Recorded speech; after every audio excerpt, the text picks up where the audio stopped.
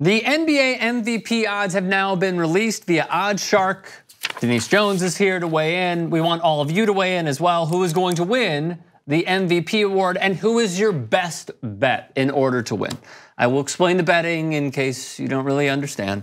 So here we go. Number one, obviously, is LeBron James. As we certainly do know, he deserves to have that. Anthony Davis is number two. Incredibly surprised that we don't see James Harden in the top three because Giannis is there. And we're not seeing Russell Westbrook either. Right. And we're not seeing Stephen Curry either. So that was a little surprising to me. There is the top five. So for example, Giannis Antetokounmpo. You gotta lay $100 to win 500. Okay, so we move forward. The next set, Kevin Durant finally makes an appearance at plus 1,000. Stephen Curry is plus 1,200. Joel Embiid is 1,500. Kyrie is 1,500. Russell Westbrook is 1,600. I want to get back to Westbrook in a second. Then lastly, Ben Simmons, Donovan Mitchell. What do you know? The co-rookie of the years, in my opinion.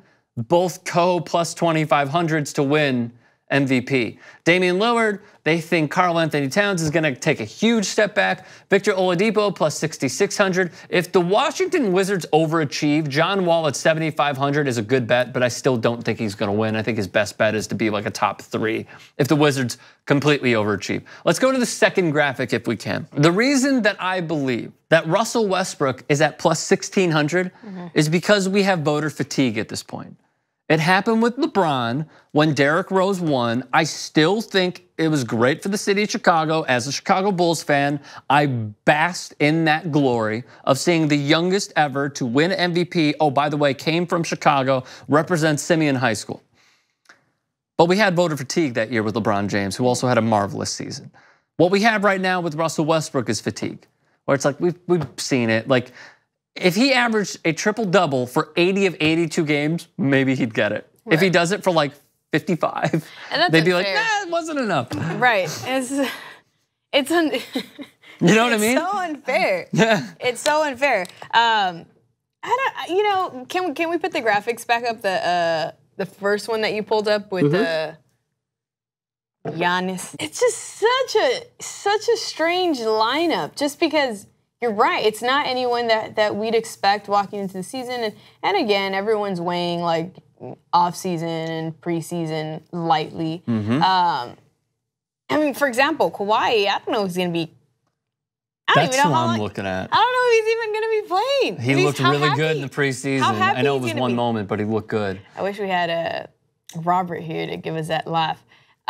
Please, let's retire the laugh. If the Toronto Raptors do well, by the way, like Eastern Conference Finals, which is totally in the cards, you never know what's going to happen with an NBA season, he could win MVP. Coming off an injury? In the Raptors? Oh, yeah. Oh, yeah. Absolutely. But again, what they need to do is perform better than they probably would on any given season. What about Giannis? Yeah, it could happen because he doesn't have a lot of weapons. Like that's how you need to look at this. Like either LeBron has like another vintage LeBron season and wins it, or is it someone like Giannis? The reason Anthony Davis is so high is because he could possibly leave after the season, so he wants to ball out. Secondly, he doesn't really have a lot of weapons around him because they pretty much not traded, but got rid of Boogie Cousins in free agency and got Julius Randle. So it's pretty much Anthony Davis and Giannis Antetokounmpo on an island surrounded by like B- players. Right, but Anthony Davis and the Pelicans are going to be pretty exciting to watch this season. For sure. So who's your pick? For MVP? Yes. From that list? Yeah. From that list, LeBron. No, from like any of the three that we brought up. Mine's Kawhi. I think they're going to perform really well and he's going to win. And it's a good bet at plus 950. Kawhi? I don't know. Kawhi's plus 950. The other one that I was looking at, I guess, is like. Go back to the second page. I don't know about Embiid. Thank you guys. Can we go to the next one?